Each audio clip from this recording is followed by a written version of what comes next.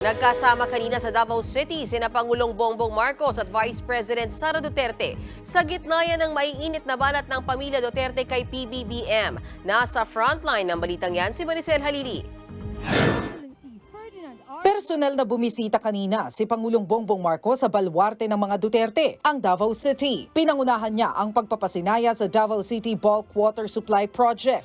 Ipinag-utos dito ng Pangulo na paspasan na ang pag-aayos sa water project sa bansa, lalo't nariyan ang banta ng climate change at El Nino. Any disruption to the water supply, such as the one posed by the El Nino phenomenon, which we are feeling the effects of now, degrades our quality of life. It dampens our economic activity and can fuel disorder.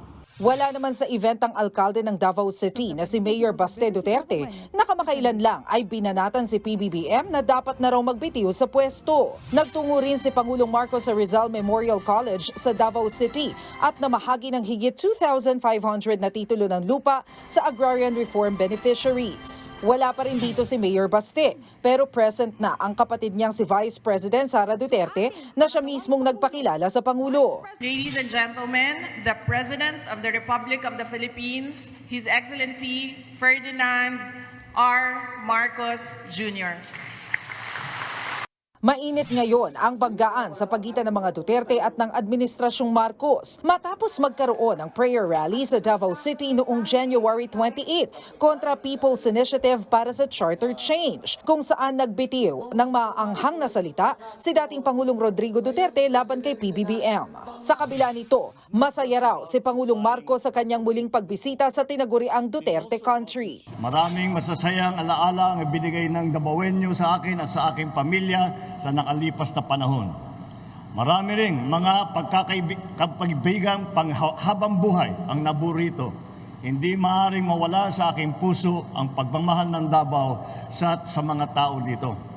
Sa isang pahayag, matatanda ang sinabi ni VP Sara na nauunawaan niya raw ang sentimiento ng kanyang kapatid nang manawagan itong bumaba sa pwesto si PBBM. Kasabay ng nararanasan niya umanong hindi magandang trato mula sa ilang taong nakapaligid sa Pangulo. Magkasamang nilagdaan ni na Pangulong Marcos at VP Sara ang kontrata sa pagtatayo ng Davao Public Transport Modernization Project. Isa itong bus-based public transport system na layong mapaganda ang commuter experience sa lungsod. The infrastructure we are building must not only wipe out the arrears of the past, but must respond to the needs of the present and anticipate circumstances in the future. Hindi na nagpaunlak ng panayam sa media sina Pangulong Marcos at VP Sara. Nagbabalita mula sa Frontline, Maricel Halili, News 5. Mga kapatid, may Los Baños po. Huwag magpahuli sa mga balita at impormasyon dapat ninyong malaman. Para sa mas malawak na balitaan at diskusyon, mag-follow at mag-subscribe sa social media pages ng News 5.